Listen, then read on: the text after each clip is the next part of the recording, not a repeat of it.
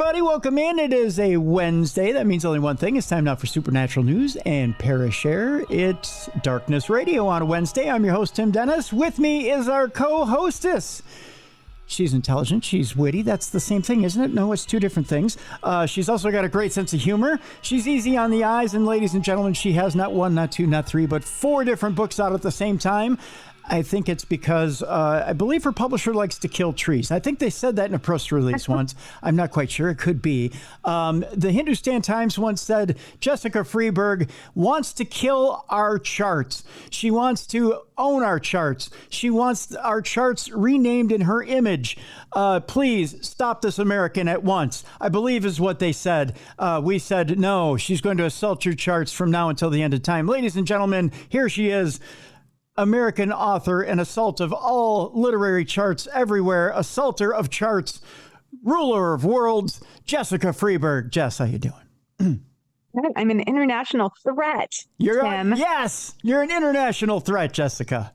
It's crazy. It is, isn't it? How you doing? You know, you don't think of the 4 books coming out as a problem. You mention it a lot and it makes me giggle. But I went to set up a book signing event and the bookstore was like, well, which one are you going to feature? Because usually you just have one out at a time. See? And so we don't, we have to buy all these books. And I'm like, no, we have to feature them all. It's their special day. No, see? I told you it was going to be a problem. Yeah, just a little bit of a problem. I convinced them though. So all the books will be there. But yeah, it was a conversation piece. And I was like, I'm going to have to tell Tim he's not totally wrong. See, I'm telling you, as a guy who knows marketing. Yeah. You got to tell your publisher and say one at a time. This crazy guy I work with says one at a time. And it turns out he's right. See, now he's right. See, now the bookstore says one at a time. So it's just the way the cookie crumbles, right? That's right. Yeah. So that's and let's face it. Not that I'm trying to flex on your publisher. That's how the big guys do it with me. I don't see them coming to me and saying, here's 2 books, promote them both. They never do it. I'm just looking out for you. You know what I mean? Yes. Yeah. So there you go. All right. I've digressed enough. So next week I'm going to meet with your publisher, and I'm just going to say, I'll have my agent set up the meeting for you, Tim. There you go. Yeah. Have your agent broker a meeting with us, and I'll tell him, listen, Normally I charge $1 million for stuff like this. For you, I'm going to do it for free for once. Ooh. It's called staggering. We're going to stagger release dates here. It's the one time I'm going to give you this advice. And then we're solid advice. Yeah. And then we're just going to go from there. All right. On with the show, folks. We got a big show today. Lots of great stories today. Lots of interesting stories today. Including drones are back in the news. But now countries are saying that they aren't necessarily supernatural. We'll talk about that today. There are potential alien visitors that are in the news as well. We'll talk about whether or not scientists have actually found alien life. That's in the news today. A lot of you have sent me the story about AI being a drummer and how it sucks. Yes, we'll talk about that when we get to AI news today. It's kind of a funny story. I may even post the story so you guys can watch the little AI drummer boy that sucks to high heaven. Bigfoot remains in New York State. A man claims to have found him. We will talk about that as well. We'll talk about the mini-loch-ness monster look-alike that was found in Arizona around 220 million years ago. That story is out there as well. There's a mystery out there as 3 people were found shot in the California desert. We'll talk about that mystery. We'll also talk about why people embrace conspiracy theories, because that's an interesting story as well. Why do we let our minds drift to conspiracy theories? And we'll tell you in our palate cleanser about, ladies, the ultimate man. Ooh. He has one trait you're going to love, and I'll tell you, it's not safe for work. I'll just tell you that much right now. You're going to say, Tim, you are disgusting by the time I'm done with this show. But that's your promise for the end of the program. But first, Let's talk about an incident that happened this past week as Poland called a drone crash in the country's east a Russian provocation amid peace talks. Poland's defense minister, Władysław Koźniak-Kamysz, says that a flying object that crashed and exploded in a cornfield in eastern Poland has been identified as a Russian drone. Poland's defense minister, which sounds like police, right, said that a flying object has crashed and exploded in a cornfield in eastern Poland early Wednesday that was identified as a Russian drone, calling it a provocation by Russia. At a news conference in Warsaw, Defense Minister Kamysz accused Russia of provoking NATO during a crucial moment as peace talks over the war in neighboring Ukraine are underway. Russia is provoking us once again, said Koźniak-Kamysz, just as peace talks have given hope that the war has a chance of ending. Police said they received reports of the crash around 2 a.m. and found buried metal and plastic debris near the scene, near the village of, I believe it is Oksine. The blast broke windows in some nearby houses, but nobody was injured, according to PAP. Poland's Armed Forces Operational Command said Wednesday on social media that no violations of Polish airspace from neighboring Ukraine or Belarus were recorded overnight. Officials initially said the explosion may have been caused by a part of an old engine with a propeller. Lublin District Prosecutor Grzegorz Trusewicz told reporters several investigators, both civilian and military, were examining the crash site. Since Russia launched a full-scale invasion of Ukraine more than 3 years ago, there have been a number of incursions and intrusions into Polish airspace, raising alarm in the European Union and NATO member states and reminding people how close the war really is. Now, you may say to yourself, well, drones are used all the time in war, especially over there and in Ukraine and Russia. What does this have to do with anything paranormal or supernatural? Well, the fact of the matter is that the U.S. had said, well, we don't need to worry about these mystery drones that have been happening a year or two ago. Everybody was freaking out, Jess, about, well, these mystery drones are flying around in the U.S. and we don't know where they're from. They could be from outer space. The government has said, don't worry about it. They didn't say we know where they're from. They had said we don't know where they're from. Then I was watching 60 Minutes piece on them. And the Defense Department made it seem like they knew where they were from, but they couldn't stop them. They said we couldn't stop them, and they alluded to the fact that they might be spy drones. Mm-hmm. And now they're alluding to the fact that they may be from other countries. They just don't have a way to stop them from spying, which raises the hackles, and it should raise the hackles on everybody's neck. Yeah, scary. Because drones are the new way of spying, and they're the new way of fighting wars. We're taking people off the battlefield now, and we're doing it more with technology, which I guess is good if you're looking at saving lives. But now it's become an aerial war where you can incur casualties with launching weapons off a drone. Yeah, my son was telling me about watching a video where a drone in the Ukraine-Russia war was flying overhead, and you just see all of these people like inside of this tank suddenly like pile out of it super fast, and then the drone goes into it and the tank explodes. Right. So they're definitely using them as weapons.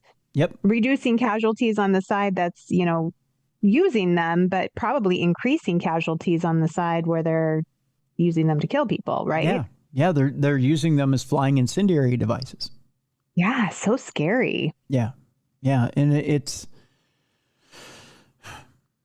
they'll figure out a way once they can do it in some of the second and third world countries to to put other devices on them too, when they can figure out how to put a missile-like device on a drone and launch it. Because some of these drones aren't just a smaller drone. We're talking they have, like a small plane-sized drone out there flying around. Yeah, they're big. Yeah. They can figure out a way to launch a missile off of it. There's going to be some real trouble. And right. And hear our government say they can't stop it. That's the scariest part of all. Like, you can't stop them from flying in our airspace and spying on us. How are you going to stop them from flying in our airspace and killing us? The piece I had watched had talked about there are drones flying over our nuclear power plants, our nuclear missile silos, our Air Force bases, our military bases, and strategic areas, and they can't stop them. They have no way of being able to recognize who the drone is from, first of all, to be able to shoot it down. And by the time they scatter any type of flight to be able to shoot it down, it's gone. Yeah, that's not good. Yeah. So they're pretty much sitting ducks. And have admitted to that publicly now. Right. So they found our weak spot. Yeah. Our Achilles heel. Yep. So now that they know that they can fly by and gather intel, they know they can fly by and launch an offensive. Yeah. Scary stuff. Yeah. So now you have a Fort Hood scenario where someone could walk into a military base with a drone and attack. Mm-hmm. It's scary stuff. Indeed. Our next story has to do with a secretive U.S. RAT-55 or RAT-55 plane spotted landing at Area 51 in Nevada. The enigmatic plane is thought to be used to evaluate the stealth profiles of other aircraft in midair. While nobody is quite sure exactly what goes on at the secretive Area 51 facility in Nevada, what we do know is that it has played an important role in the development of stealth aircraft over the years. The point was further emphasized recently when aviation enthusiast Michael Rakita spotted the Air Force's RAT-55, which is a plane designed to evaluate stealth aircraft in flight, landing at the base. Watching from a vantage point 26 miles away at Tikaboo Peak, Rakita observed that the plane landing at the base's famous runway 32 before taxiing into the mysterious hangar 18 was what he had spotted. The RAT-55 was thought to have played a critical role in the development of the RQ-80 unmanned aerial vehicle and is typically only deployed in restricted airspace. Its presence at Area 51 suggests that the U.S. Air Force is trialing some type of stealth vehicle there. The fact that it went into Area 51 and Hangar 18 is particularly notable, as this building has long been associated with secretive black projects at the base. As always, however, officials have remained tight-lipped on exactly what's going on there. So not exactly aliens all the time at Area 51, Jeff. Right. Sometimes it's just a black project. And I know I say just a black project tongue-in-cheek, but sometimes a black project is just a black project. I mentioned alien visitors earlier. There's a mystery as a potential alien visitor seems to be emitting its own light. Avi Loeb is back in the news and maintains that this latest revelation adds credence to the idea that the object is an extraterrestrial vehicle. What are we talking about? Well, we're talking about 3I Atlas, which a lot of people maintain is a comet, and it's just a comet. He says it is a vehicle. The mysterious cosmic interloper was first revealed on July 1st following its discovery by the Asteroid Terrestrial Impact Last Alert System, or ATLAS, which is a robotic astronomical survey which uses multiple telescopes to scan the night sky for small near-Earth objects. Estimated to be about 12 miles across, the object is heading toward the inner solar system at 152,000 miles per hour. Now, where it's going to hit, we don't know for certain right now. But many scientists believe that 3I Atlas is likely to be a comet. Others, such as Harvard's Professor Avi Loeb, maintain that it could in fact be under intelligent extraterrestrial control. Now, new evidence has suggested that the object, whatever it is actually emitting its own light. This, according to Loeb, could mean that it is in fact a lot smaller than previously thought, perhaps as little as 100 meters across. The Harvard astronomer believes that this adds further credence to the idea that this is an artificially constructed object, perhaps an extraterrestrial vehicle with a nuclear core. A natural nuclear source could be a rare fragment from the core of a nearby supernova that is rich in radioactive material, Loeb wrote. This possibility is highly unlikely given the scarce reservoir of radioactive elements in interstellar space. Alternatively, 3I Atlas could be a spacecraft powered by nuclear energy, and the dust emitted from its frontal surface may be from dirt that is accumulated at its surface during its interstellar travel. This cannot be ruled out, but requires better evidence to be viable. Now, I don't know. You know, Professor Loeb has swung and missed a couple of times on stuff like the little globes or globules that have fallen to the bottom of the ocean and been nothing but metal globes. There have been other things that he's called alien that necessarily haven't been alien. And the U.S. government has said that we're likely to take the Jupiter probes and turn them around and take a look at this comet that we know is a comet for certain. But as he thinks, maybe an alien ship. He also thought Oumuamua, which is an asteroid, was also an alien ship as well, that he said had a sail, and I don't think has a sail on it. I don't know, Jess. Do you think he's swinging again at nothing? I'm afraid he might be. You know, I want to believe, and I want it to. I mean, I do believe, but I want it to be. I want to see it happen in my lifetime where we actually get proof of it. But I think it might be another swing and a miss. The thing that tells me that this might be just a comet it is heading in a very straight direction. There's not much variance. You would think if this were a spaceship that it would veer at some point, but it really is heading in a straight direction with not much. It's not steering very much in one direction or the other. It's not veering off course. It's not steering around things. It's taking stuff head on. It's traveling as a comet would travel. Yeah. So what makes you think that a spaceship would do that? Right? Yeah. And just hit things in its path. Right. Even if it could.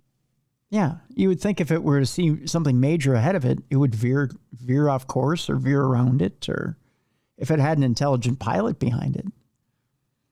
I don't know. I just, plus, you know, we have all these theories that by now, and if something were going to traverse the galaxy, it wouldn't do it through conventional means. It wouldn't do it through physical means. It would probably do it by traversing dimensions rather than by doing it through, you know, hard space travel or physical space travel, using an actual engine to propel it through the galaxy, right? It would hit a wormhole and come out through that wormhole to this part of the galaxy rather than, you know, traveling through actual space at that speed.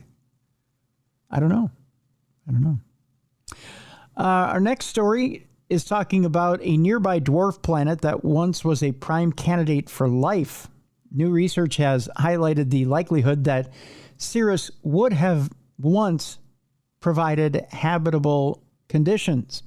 A small icy world situated between Mars and Jupiter, Cirrus doesn't exactly stand out as the most promising candidate in a hunt for evidence of extraterrestrial life. Nonetheless, new NASA research has determined that this tiny world once offered conditions that would have been more than suitable for microorganisms to thrive. Previously, NASA's Dawn mission, which ended in 2018, discovered that several bright, reflective regions on Cirrus's surface were made up of salt that had originated underground in huge reservoirs of brine or salty water. Evidence of organic material in the form of carbon molecules was also found. The presence of water and carbon molecules are two critical pieces of the habitability puzzle on Cirrus, NASA wrote. The new findings offer the third, or which is a long-lasting source of chemical energy in Sirius's ancient past that could have made it possible for microorganisms to survive. The result does not mean that Sirius had life, but rather there's likely food that was available should life have ever arisen on Sirius. The new research involved building thermal and chemical models mimicking the conditions on Sirius. On Earth, when hot water from deep underground mixes with the ocean, the result is often a buffet for microbes or a feast of chemical energy, said lead study author Sam Corville. So it could have had big implications if we could determine whether Sirius's ocean had an influx of hydrothermal fluid in the past. So, again, a little bit of juxtaposition there, Jess, but possible that Sirius might have had the conditions at one time for life. Yep. Yeah. Interesting. Yeah. Also kind of scary to think that planets could have, been habitable and now they're not, because it tells you something happened that changed that. And that's kind of a scary thought. Well, there may come a day, and they say, it's probably 1 billion years in the future, but in long after we'll be gone, or maybe we'll have future lives and be here in future lives if you believe in that. But there may come a time on this planet where this planet will be extinct. Yeah. And maybe there'll be some travelers that'll, travel by Earth and go, hey, there's that planet right there. I wonder if it ever had life on it. That's a trippy thought, isn't it? Yeah, that the Earth would be one of these planets like Sirius where it'll be desolate, or like the moon where it'll be desolate and without an atmosphere, and it just have outlived its usefulness, right? Or have burned out. Right. Yeah. It's scary to think that the Earth has a shelf life. It's really a scary thought. Yeah. But it really does. If you look at it, it's, you don't think of the planet as a living, breathing organism, but it really is a living, breathing organism. Yeah. It really does. And we are really ticks on a dog's back. Yeah. And it really does try to shake us off as much as it does. I mean, that's a good way to put it. Yeah. And people go, wow, violent weather patterns, and wow, this and wow, that. That's that dog trying to shake you off its back. Yeah. You sit there and go, wow, this is really inconvenient for me. But you're the tick. Right. You're the tick holding on for dear life. Sometimes you just got to be nice to the dog, if you want to hold on. Treat it with respect. Yeah. You got to pet it every once in a while and go, good doggy, because that doggy is got to keep you on there, don't bite it. And I think we lose sight of that. A lot of times we just assume that if we do whatever we want on the dog's back, the dog is still going to respond and be nice to us. You got to be kind to the dog. Otherwise, it's going to scratch, right? We're going to go flying. I don't think people take that analogy to heart very often. There is a synergy. You have to be synergistic about everything, right?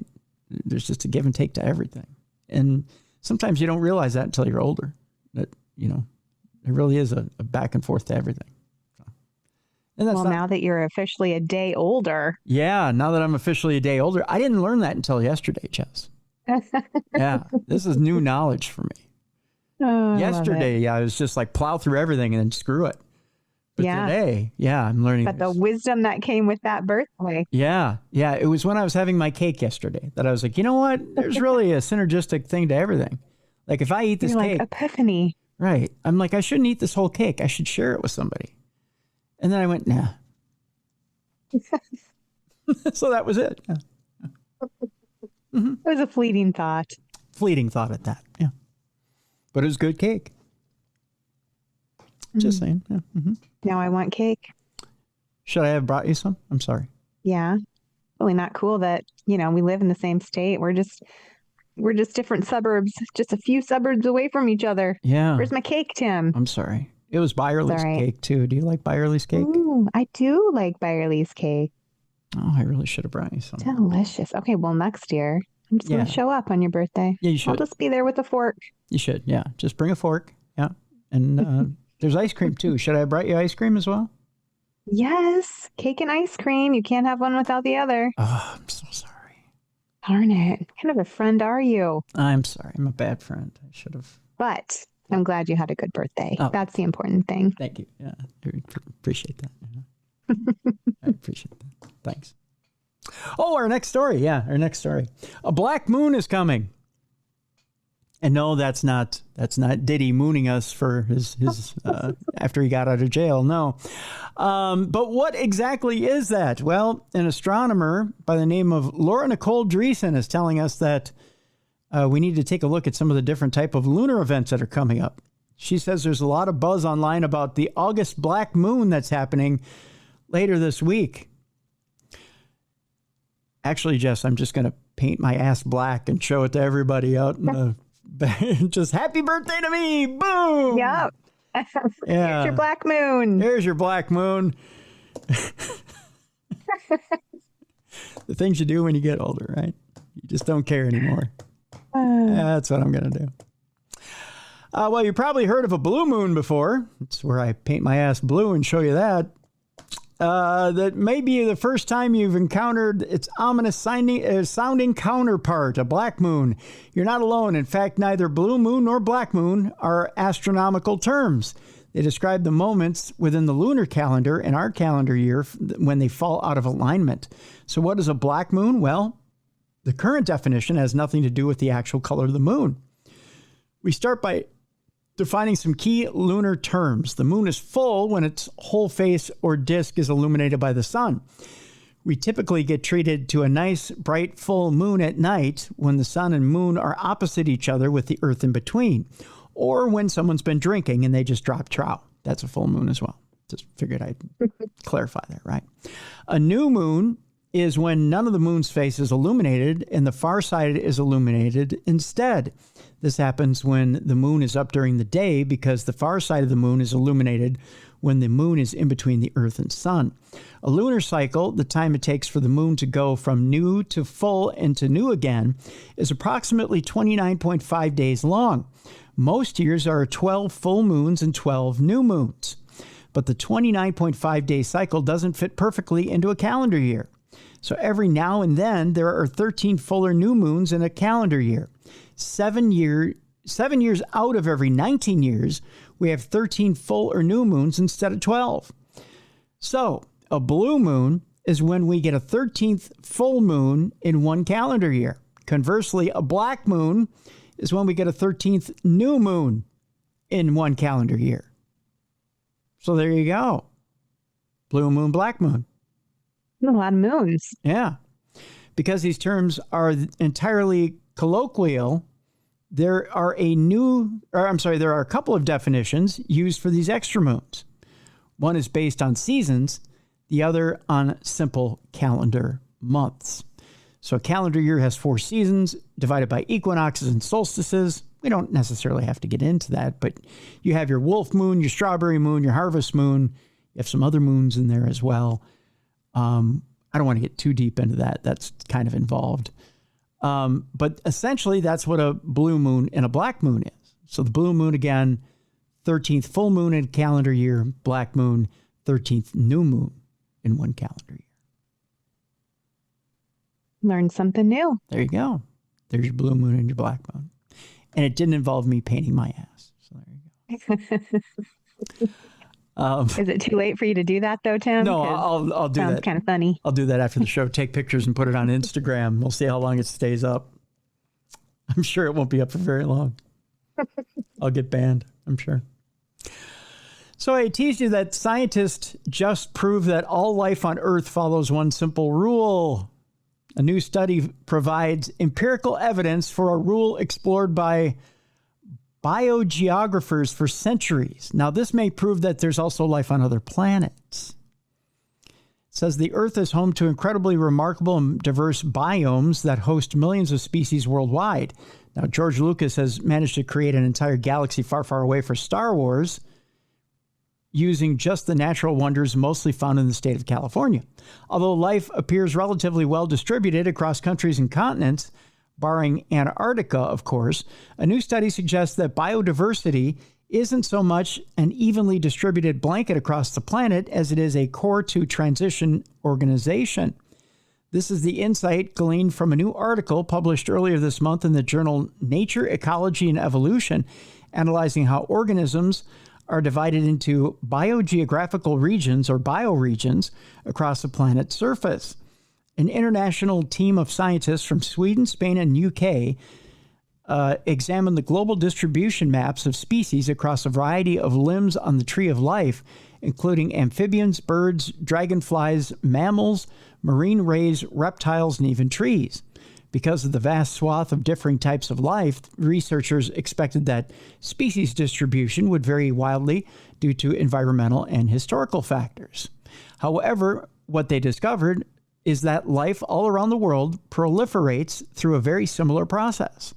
First, there is a core area where life appears to flourish, and from there, species tend to radiate outward, hence core to transition organization. In every bioregion, there is always a core area where most species live. Ruben Bernardo Madrid, who is a co-author of the study from Umea University, said in a press release. From that core, species expand into surrounding areas, but only a subset manages to persist. It seems that these cores provide optimal conditions for species survival and diversification, acting as a source from which biodiversity radiates outward. These core regions are immensely important, as they only cover about 30% of the world's surface, but contain more biodiversity than the other 70%. These regions are likely evolved because they were originally refuges from the devastation brought on by past climatic events, such as the last glacial maximum. The study also shows that overall species must be well adapted for heat and drought to colonize new areas beyond these core bioregions. The predictability of the pattern and its association with environmental filters can help us better understand how biodiversity may respond to global change. Joaquin Calatayud, who is a co-author of the study from Rey Juan Carlos University, said in a press statement. Of course, this core to transition organization idea isn't a new one. Biogeographers have largely illustrated this phenomena over the centuries, but this is the first time that empirical evidence has confirmed these long-standing suspicions.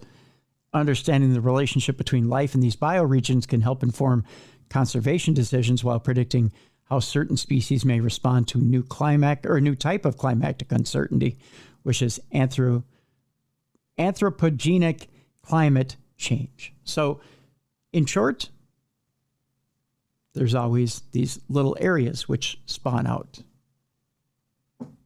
I can't make it any more simple than that. Fascinating. You simplified it. I understand it now. There you go. There's always small areas that spread out into larger ones, which could happen on other planets. It could happen the exact same way on other planets. So there you go. All right, with that, we're going to take a break. When we come back, we'll tell you, one, why the godfather of AI reveals the only way humanity can survive super intelligent AI. But for once, Jess, we're going to tell you why there may be some hope here. It may be a positive AI segment this time. Oh, that would be nice. How do you like that? I like that for a change. We may go in a positive direction for my birthday week. We should. So you're such an optimistic fella. We might. I'll think about it. I have an interesting story here that may shock some of you. Past life memories and having those past life memories may be linked to a striking rate of mental health struggles. Ooh. Have you had any past life memories yourself? I don't have any past life memories, but I do think that it makes a lot of sense. So I tend to lean toward believing that we have multiple lives, but... This article got me thinking about something. We'll talk about it when we read the article. And it has to do with hypnotherapy. And should we dig into those memories? Does it dig up mental illness? Does it bring up trauma that maybe we shouldn't dig up? Maybe those are lessons that we were meant to learn in our soul and leave behind. Right. Maybe digging up those lessons is digging up trauma we don't need. Ooh, I'm interested in this article. I can't wait to hear about it. Yeah. So we'll talk about that when we come back. I thought that was interesting. That I ran across that and thought, that's interesting. An unidentified object, which is dubbed a witch, was filmed in the sky over France. Huh. We'll talk about that when we come back. I have the most disgusting article coming up that will talk about hygiene. The most disgusting. That's really saying something, Tim. And it's in our palate cleanser, too. We'll talk about that when we come back. And ladies, I'll discuss the perfect man in our palate cleanser for you for getting naughty at the end of the show. It's all coming up. It's Supernatural News and Parashare. By the way, we would like your Parashares. I do have one from our friend Jackie today. So we'll share that with you. Hey. But we'd like your Parashares as well. You can send them in, tim@darknessradio.com. You can type it out on an old-fashioned email. You can also send us a voicemail. I say voicemail. But you go to darknessradioshow.com, click on that blue button. It's a voice note. Click on that blue button on the right-hand side of the website. Leave your voice note. You've got 2 minutes to do so. If you need more time, just rinse and repeat. Click that blue button as many times as you need. Do it in 2-minute spurts. I'll stitch them together, play them right here on the show. Third way you can do it, if you have a studio like the ones that Jess and I are sitting in right now, make a video package. Send it in. We'll air it right here on the show. There you go. All right. When we come back, we'll talk witches. We'll talk Bigfoot. We'll talk past life memories. Are we digging up mental illness? It's all coming up next, right here on the best in Paranormal Talk Radio. This is Darkness Radio.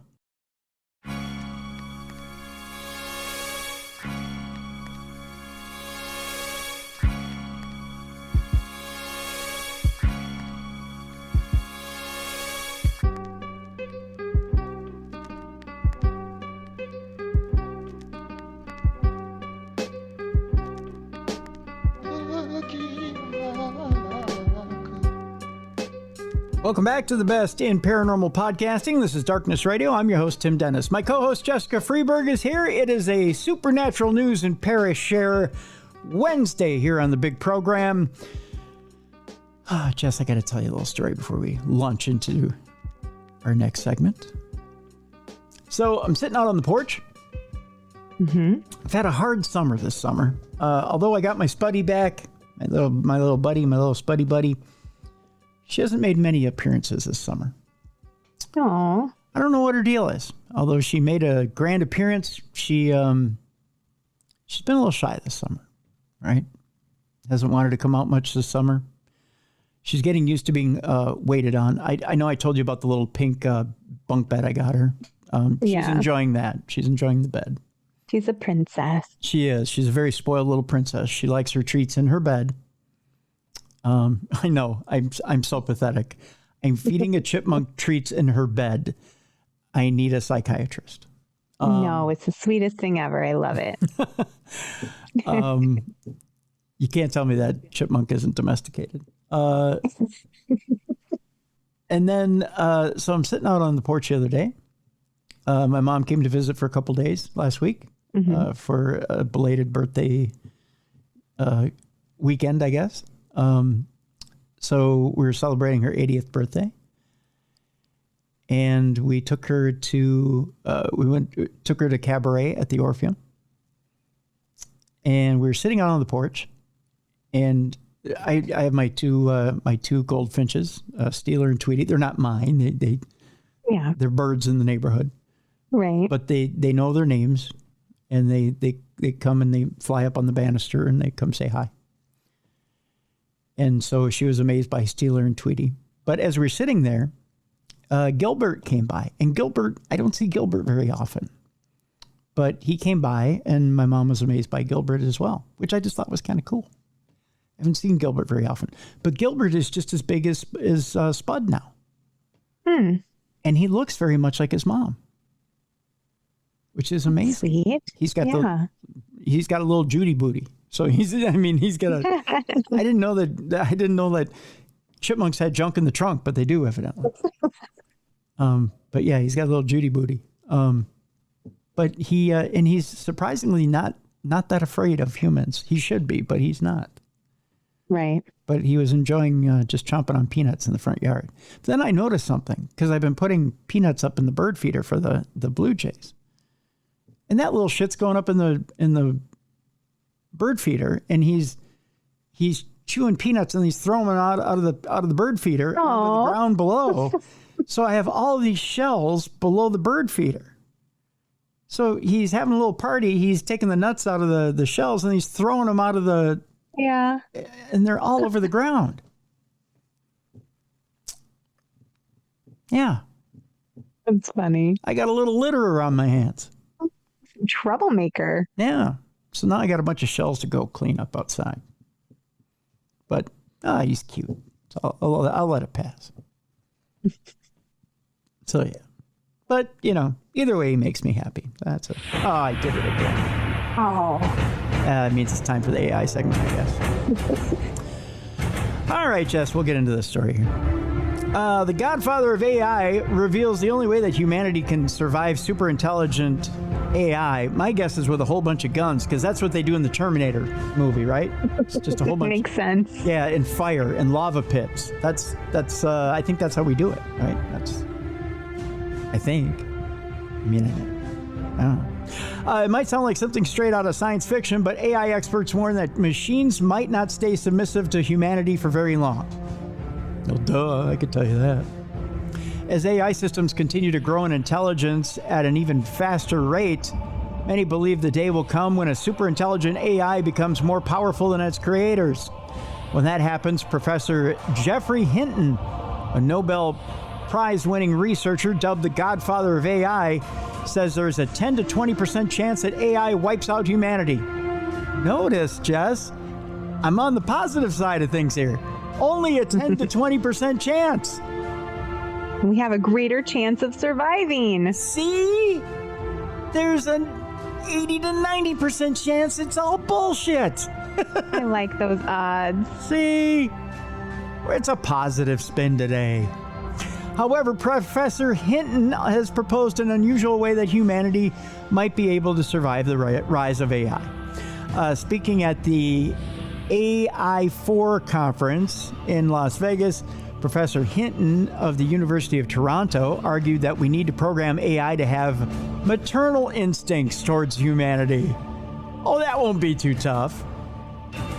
We'll just convince it it's got teats and we need to suckle at them. That's Mommy. Mommy computer. Mommy Terminator. Why not? Professor Hinton said the right model is the only model we have of a more intelligent thing being controlled by a less intelligent thing, which is a mother being controlled by her baby.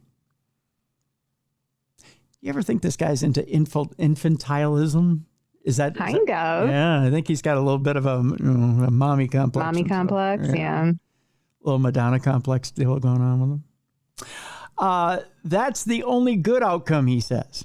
It's not going to parent me. It's going to replace me, he says. I think he's got a little bit of an issue himself. Professor Hinton, known for his pioneering work on the neural networks, which underpin modern AIs, stepped down from his role at Google in 2023 to freely speak out about the risks of AI. According to Professor Hinton, most experts agree that humanity will create an AI which surpasses itself in all fields of intelligence in the next 20 to 25 years.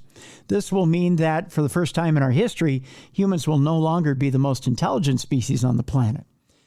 That rearrangement of power will result in a shift of seismic proportions, which could result in our species' extinction.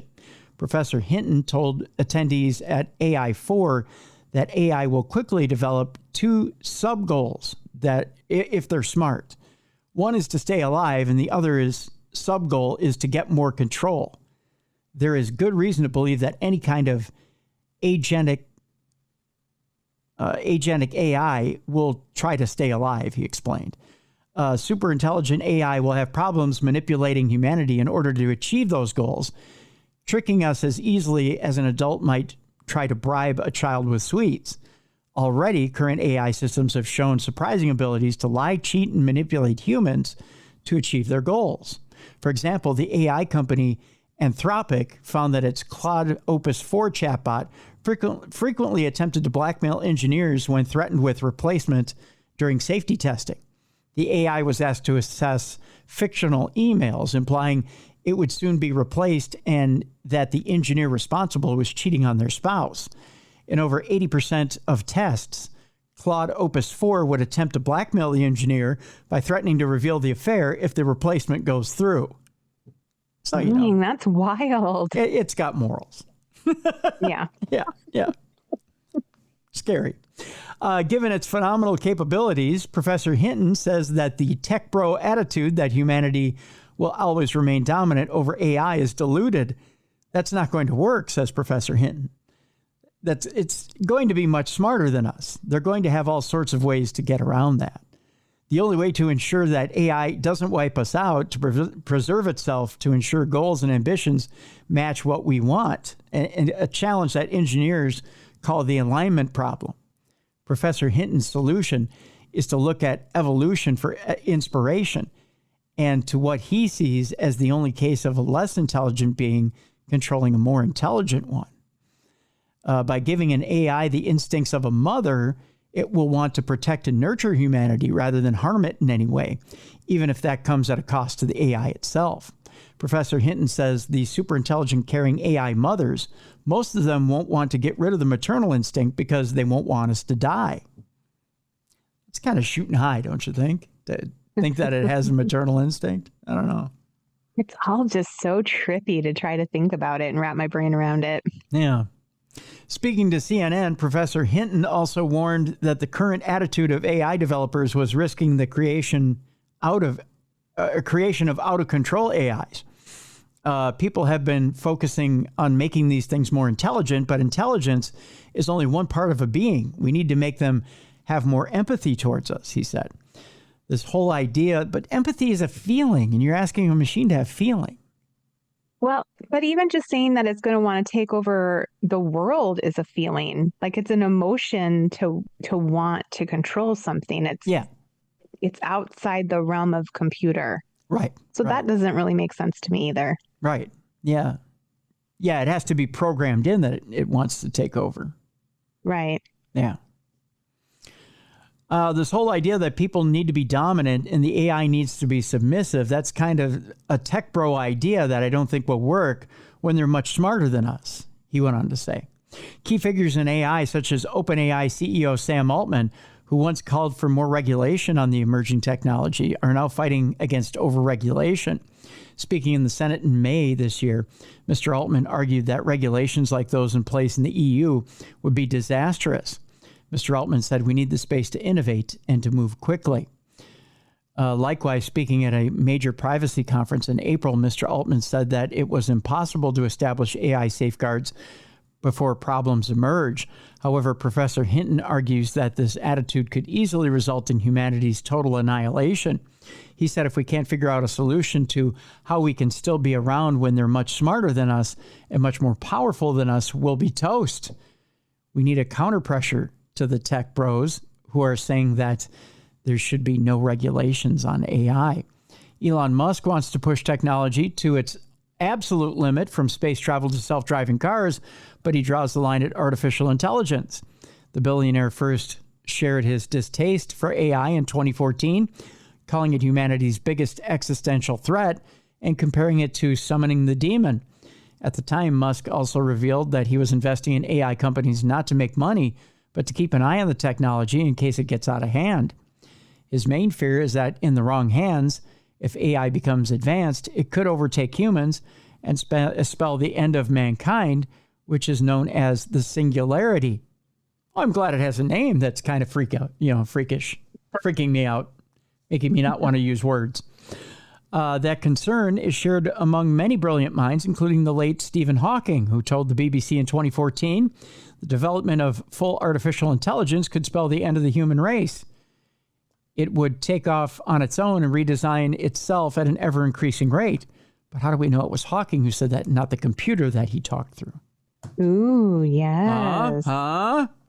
Good point. See? Despite his fear of AI, Musk has invested in the San Francisco-based AI group Vicarious in DeepMind, which has since been acquired by Google and OpenAI, creating the popular ChatGPT program that has since taken the world by storm in recent months. Holy oxymoron, Batman. Musk founded OpenAI with Sam Altman, the company's CEO, but in 2018, the billionaire attempted to take control of the startup. His request was rejected, forcing him to quit OpenAI and move on with his other projects. Now we have Grok on X, so you have competing AI. I hate AI, but I'm going to make a lot of money off of it. That's right.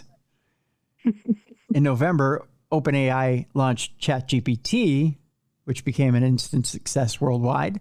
The chatbot uses large language model software to train itself by scouring a massive amount of text data so it can learn to generate eerily human-like text in response to a given prompt. ChatGPT is used to write research papers, books, news articles, emails, and more. But while Altman is basking in its glory, Musk is attacking ChatGPT. He says the AI is woke and deviates from OpenAI's original nonprofit mission. I don't know if it's woke. So strange. I mean, we're really humanizing something that's not human. Right. Yeah. You can't do that. Again, the desire to take over the world is a desire that's not innate to an object or technology. They don't have desires. Right. Right. And then if there's no humans around, who's going to give it prompts? Like, what's it going to do? Right. Yeah.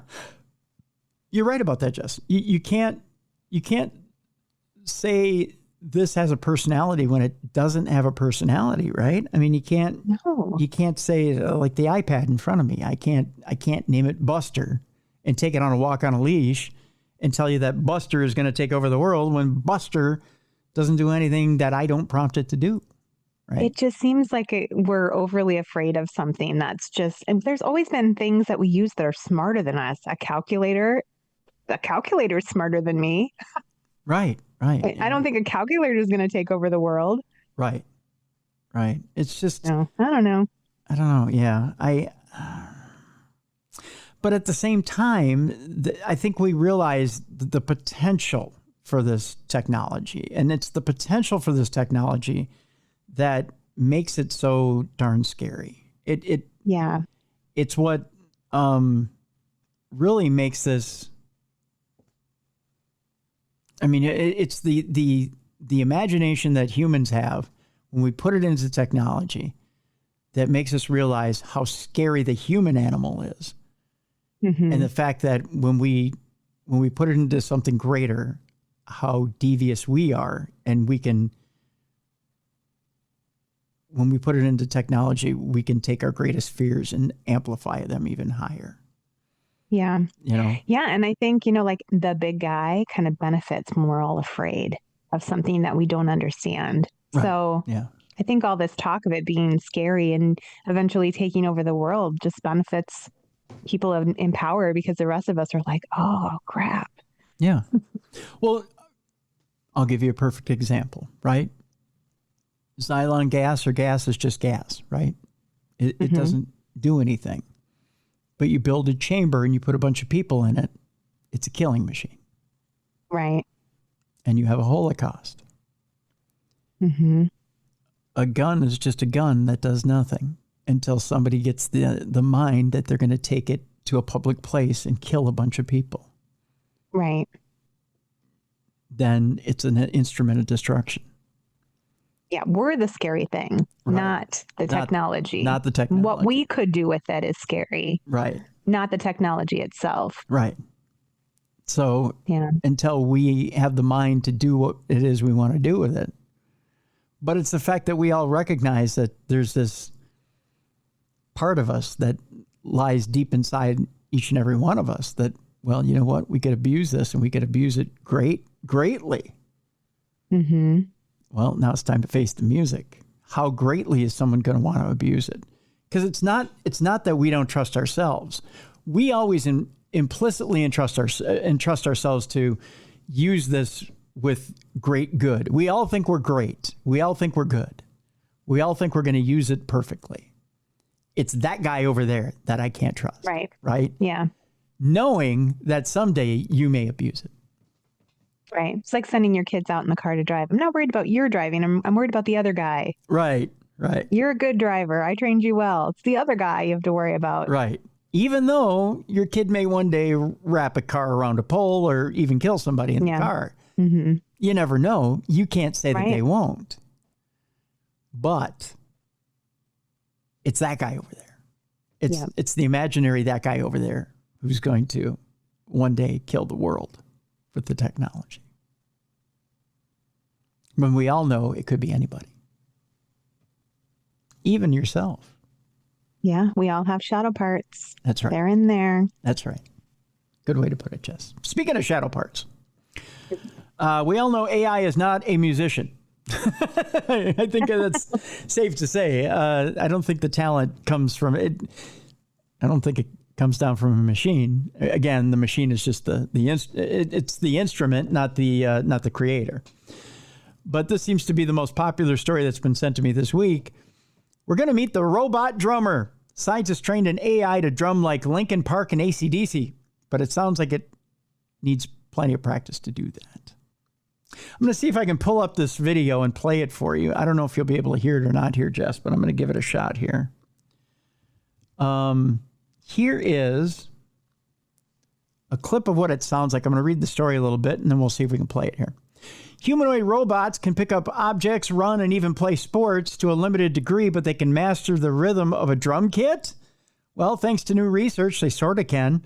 Robot Drummer is a humanoid robot avatar capable of express high-precision drumming. Scientists at the Politecnico di Milano said in a new study uploaded July 15th to a database. This was a concept that was spontaneously conceived over coffee by co-authors Asif Ali Shahid and Loris Roveda. They told that to Tech Explore. They said, we are discussing how humanoid robots have become increasingly capable at a wide range of tasks, but rarely engage in creative and expressive domains, Ali Shahid said. They raised a fascinating question. What if a humanoid robot could take on a creative role, like performing music? Drumming seemed like a perfect frontier, and it's rhythmic, physical, and requires rapid coordination across limbs.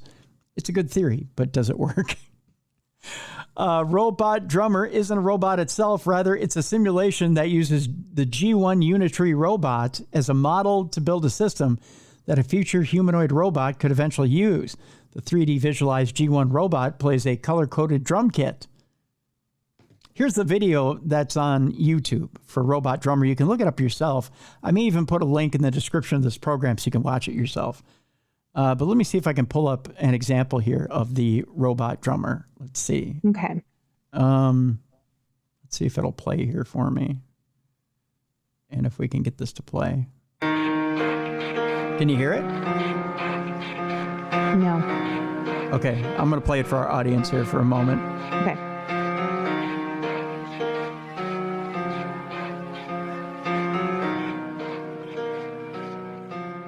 It starts with one thing.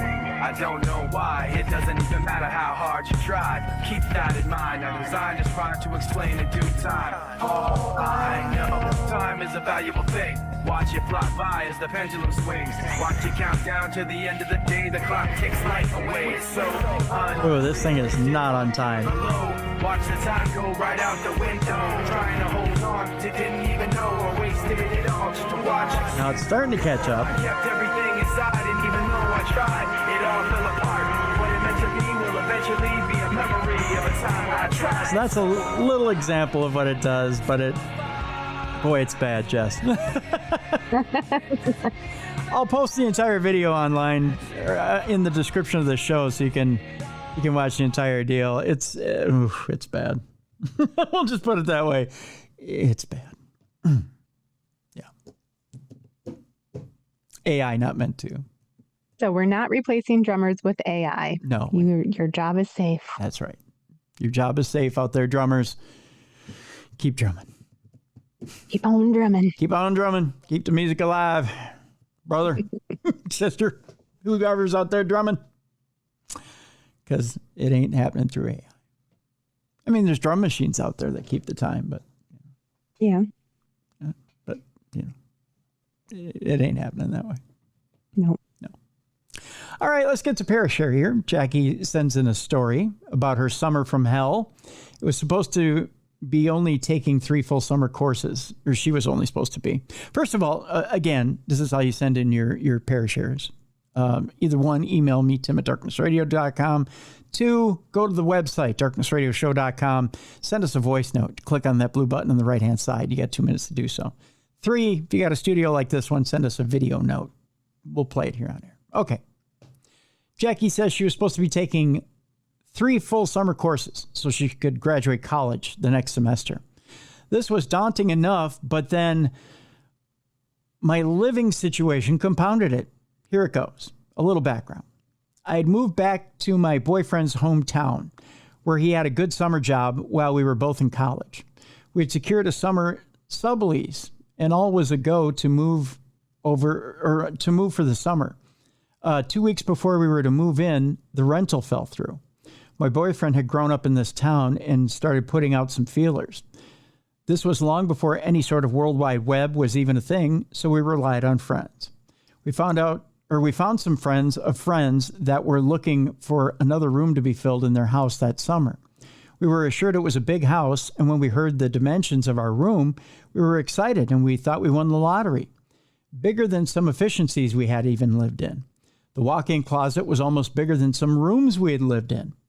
We moved sight unseen, friends of friends unmet. I know, what could possibly go wrong? A lot, Jackie. A lot could go wrong. Yeah. It turned out to be a pretty big party house, and I stayed in my room most of the time. I had no time for socializing or the drug culture. I was friendly with the housemates, but didn't get involved. My boyfriend worked third shift. Things were going good in the house for a while. About halfway through the summer, things started getting stressed. The whole house, not just me. There was a lot of fighting and arguing that I just stayed out of. One night, I had went to bed. We kept the closet open for more room for our cat to wander. We kept the main door shut to the bedroom at all times. She said I wasn't asleep thinking about school projects or some such. The room was dark, but city dark, not country dark. Oh, okay, so there was ambient light, right? I thought my boyfriend was home early, and I rolled over to face the bedroom door in the closet. It was not my boyfriend, but something that came out of the closet. It took up the entire door frame. Oh, no. Yeah. Oh. What made up its body was static, like the old time TV static when it went off the air for the evening. The form walked over to me, stood over me, tilted its head as if to look at me, then turned and went out to the bedroom door through the closed door. Ew. Creepy. Yeah. I wasn't in the least bit scared until I was telling my boyfriend about it the next day. A few weeks passed. The tension in the house was so intense. At this point, no one was talking to each other except me and my boyfriend. There was a couple that lived across the hall from me and one other girl who was in the room below me. On top of everything else, there was about 3 days that it felt more often than not that I had maggots under my skin when I was alone in my room. Mind you, had 0 drugs in my system. That's a creepy feeling, that's for sure. One night I had gotten up in the middle of the night to use the bathroom, which was at the other end of the hall. When I left the bathroom, I saw the static man leaving through my bedroom door, come towards me, and then turn and go down the steps that were in the middle of the hall, in the middle of the hallway to go downstairs. Once again, I wasn't scared. I don't know how. I don't know how you weren't scared, Jackie. I don't get it. Wild. Until later, that's when she got scared. I stopped at the steps and watched it turn on the landing and continue down. I'm not sure if I said it loud or in my head, but I said, you know, you don't need to be here. Everyone you loved has left. They are looking for you. Go find them. Mm. How did you know it was a ghost? Felt it. I think her intuition was kicking in. That's why she wasn't feeling afraid, probably. The next morning, it was like a veil had lifted. The house was happy. One even cooked breakfast for everyone. Later that week, I was talking with my downstairs roommate, and she confessed that she had tried to kill herself a few times that summer and was going to seek some help. I never saw the static man again. I left the house a few weeks after that to go back to finish college in another town. She says, thanks, Timmy. Jackie from Wisconsin. Aw, thank you, Jackie. That was a Yeah. good, creepy one. So maybe the static man is a combination of things. I was thinking about this as I was reading it. Yeah. Maybe the static man was a combination of tension in the house and an actual spirit that had been staying in the house that was maybe, as the one girl said, she had thought about taking her own life. Mm-hmm. Maybe it was a spirit that had taken its life in that house Yeah. and couldn't And move on. the energy of the people in the house and arguing, the tension was making it able to form more fully. Yeah. And Mhm. the static look was the ball of stress or tension that Mhm. spirit had been feeling before it killed itself. And it manifested the way that you had seen it, Jackie. So, Yeah. yeah. Interesting story, though, Jackie. Thank you. Good stuff. Yeah. I love Parashare so much. Yeah. Yeah, good stuff. Again, send it in to us so we can read more of your stories here on the show. All right. Got another interesting story here, Jess, about having past life memories linked to striking rates of mental health struggles. This got me thinking. We'll talk a little bit about it after we read this story. The story comes out of Brazil. Nearly half of Brazilian adults who report past life memories screen positive for symptoms of depression, anxiety, or PTSD at rates higher than many high stress groups. 71% reported childhood phobias, far above typical rates, with most persisting into adulthood. Some linked fears to how they believed they died in past lives. While unusual desires and phobias predicted poorer mental health, spirituality and positive religious coping often improved outcomes, suggesting faith can buffer distress. So there's also some positivity here about spirituality. Right. All right. Now, adults who say they remember previous lives are reporting unusually high levels of mental health disorders at rates far above what is typically seen in the wider public and even in many high-stress professions, according to new research from Brazil. The national, sorry about that, my screen jumped there. The national survey of 402 adults found that nearly half screen positive for common mental health symptoms such as depression and anxiety, while most 4 in 10 showed signs of post-traumatic stress disorder. By comparison, past studies of trauma survivors have reported lower levels of PTSD. For example, 17.8% in Gaza, 28.4% in Cambodia, and 37.4% in Algeria. Brazilian firefighters who regularly face dangerous and traumatic events showed rates between 3.5% and 12.9%. Wow. To give you a baseline. Mm-hmm. All right? The researchers caution that these are screening results, no formal diagnosis. But they emphasize that the unusually high rates deserve closer attention. These findings suggest that adults who claim past life memories and report phobias and philias in childhood have a higher chance of reporting high levels of depressive and anxiety symptoms, the authors wrote in their paper published in the International Journal for the Psychology of Religion. They may be a population in need of mental health care, considering they are more likely to have common mental disorders. One of the most striking findings came from the participants' childhoods. An overwhelming 71% said that they had never, or that they had unexplained phobias as children, compared with about 7.4% in a global research cohort and 12.5% in a Brazilian cohort. Even more striking, 71% of those childhood fears carried over into adulthood. Now, many link those fears to how they believe they had died in a past life. One woman who said she had lived in Prussia described panicking as a child whenever she heard planes overhead. She would run inside shouting, "Plane, run," and hide under her bed, waiting for an explosion that never came. She later connected the fear to memories of wartime bombardment. All right. Yeah.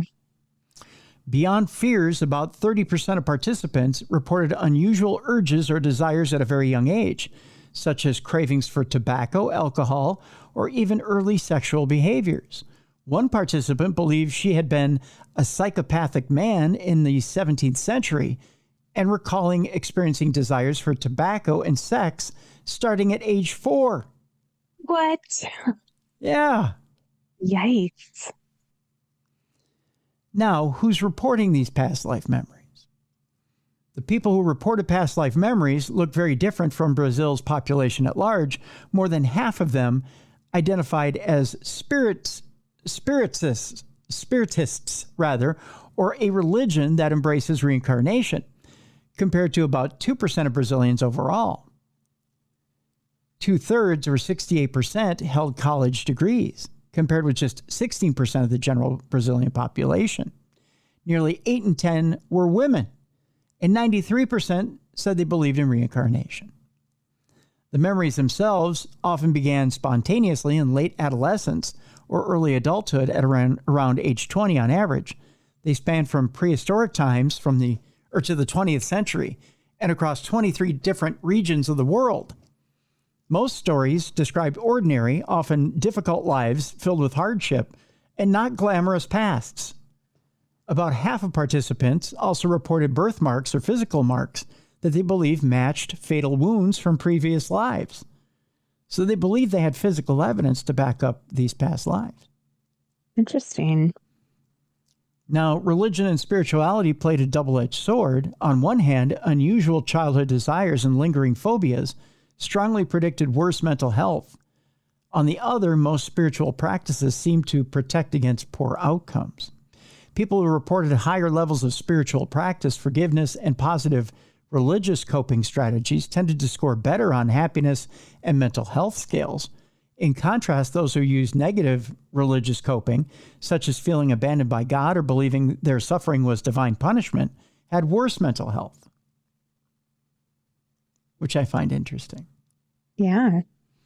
Having a belief system to make sense of strange experiences may reduce distress, the authors suggest. We may hypothesize that the lack of a cognitive framework and a social context that accepts and makes sense of past life memories may explain part of the distress that we find in this population, they wrote. Interestingly, Spiritism teaches that forgetting past lives is a blessing meant to prevent unnecessary suffering. This suggests the memories were not simply products of religious teaching. The researchers stress that their work doesn't prove or disprove the reality of past life memories. Instead, it highlights a population experiencing unusually high rates of psychological distress. To our knowledge, this is the first nationwide survey about past life memories among adults, the authors noted. Nearly half of participants said their memories influence their lives, with more describing negative effects than positive ones. Whether these memories represent something real or purely psychological, the people who report them are struggling. The authors argue that clinicians should be more aware of the issue and that more research is needed to understand how best to support individuals reporting these experiences. Now, that got me to thinking.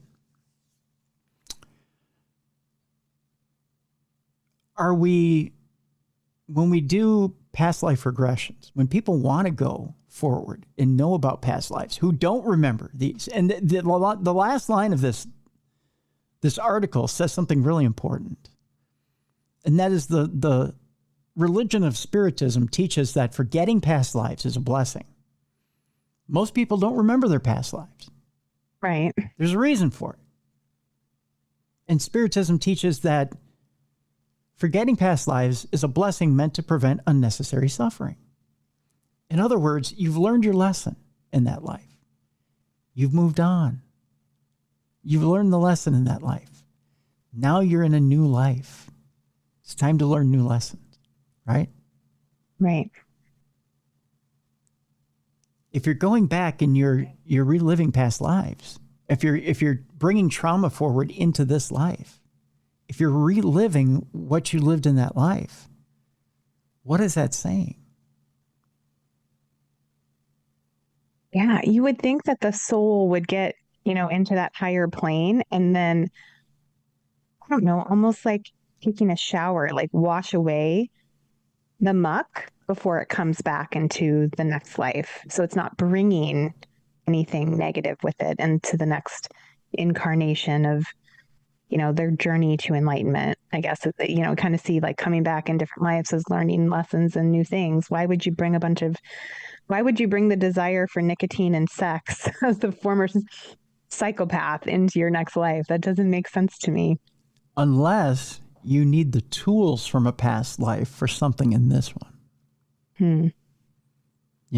Unless you need the compassion you had in a past life for something in this one. Right. Which makes sense. I mean, we probably bring aspects of personality back in, but why would you bring the negative ones with you? Well, now, see, you say something like the negative, but maybe you need the tools of a stone cold killer in order to do something positive, right? Maybe you need that steely reserve to do something in this life that you might not have been able to do in that other life. Makes sense. Yeah. Maybe you need to redeem yourself in this life. Maybe you did something so awful in that past life that you need to turn it completely around. Maybe you need to learn not to be that person. Maybe you were a psychopath in that past life, but now you need to be something higher. Maybe you have a higher calling. Maybe you were a psychopath in that life. You're a healer in this life. But you need to learn how to change that, right? You need to learn how to bury those base instincts and learn how to how to answer to a higher calling. I mean, it's a wild universe, right? Mm-hmm. It is fascinating and fun stuff to think about, for sure. Yeah. So it's but yet when you get those gifts of being a healer, let's use that example, right? You're a healer and you have to heal people, but yet you were a psychopath in that past life. There comes a time when you get overwhelmed where you have to heal one person after another. There comes a point where you have to tell people no. Some people who are overly giving and tax their energy, healing one person after another, eventually have to put on the brakes and tell people enough, I got to go rest. Some people can't do that, especially healers. They don't know when to stop. Right. Sometimes having that steely reserve and going, hey, disappear. I got to go recharge. That's when that comes into play. Being able to find that balance that a healer needs sometimes requires having a colder side. No, that makes sense. So being able to find balance, sometimes having that darker side is necessary. Yeah. And you can be like, back off. I was a stone cold killer in my past life. I'm going to go take a nap. And also being able to go places where sometimes other healers won't, and being able to go and heal people that sometimes, there's I don't want to speak for some people, but there's people who say, oh, I'd never be able to do this, or I'd never be able to do that. They put limits on themselves, when it comes to, I don't know if I'd be able to work with that person, right? Sometimes there are people out there that say, doesn't matter who it is. If they need help, they need help. Mm-hmm. Sometimes it takes that steely reserve to say, you know what? It doesn't matter. If they need help, they need help. And in this scenario, you have a healer that it doesn't matter. They have that steely reserve. If they need help, they need help. Yeah. So that's where I can see Getting that. all the tools you need. That's right. So that's where, just to kind of draw this whole scenario out to its nth degree, that's where I can kind of see that happening. Yeah, that makes sense. Yeah. So there you go. All right, let's move on to the next story. A man claims to have found Bigfoot remains in New York State.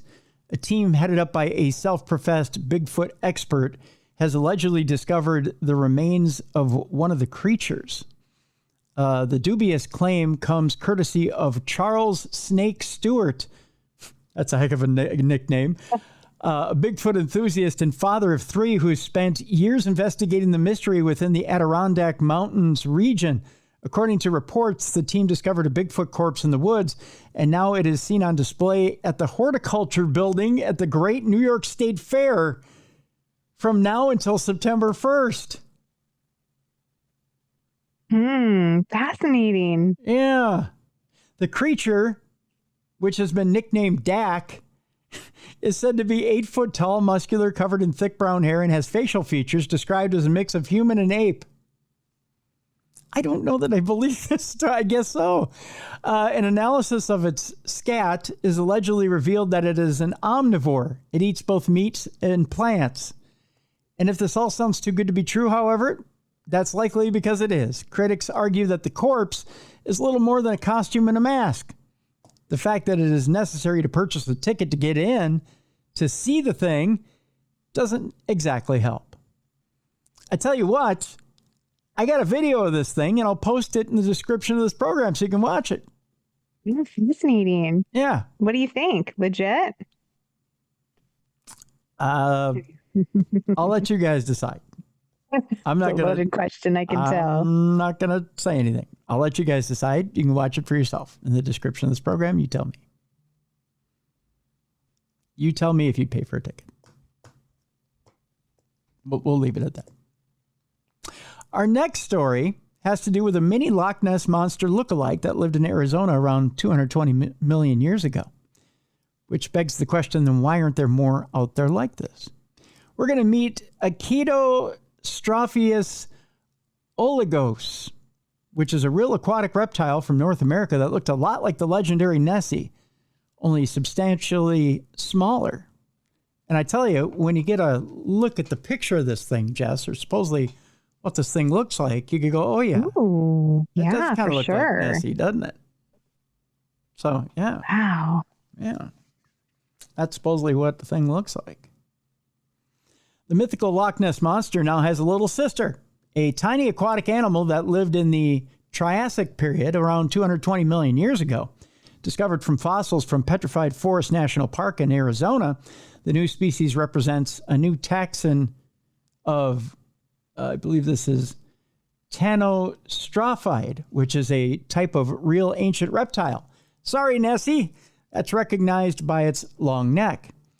Here we describe Tanostrophidae remains discovered in multi-taxic bone bed at Petrified Forest National Park and name and describe a new Tanostrophidae taxon, wrote the paleontologist who discovered the fossil in a study in paleonodiversity after examining their affinities to other Tanostrophids. We discussed the implication of the discoveries, principally the previous unrecognized Tanostophid diversity. Many of the Tanostrophids had necks twice as long as their bodies and tails. But besides the strength of their necks, the reptiles, which lived throughout the Triassic period, were highly diverse in body plans and ecologies, the paleontologists wrote in their study.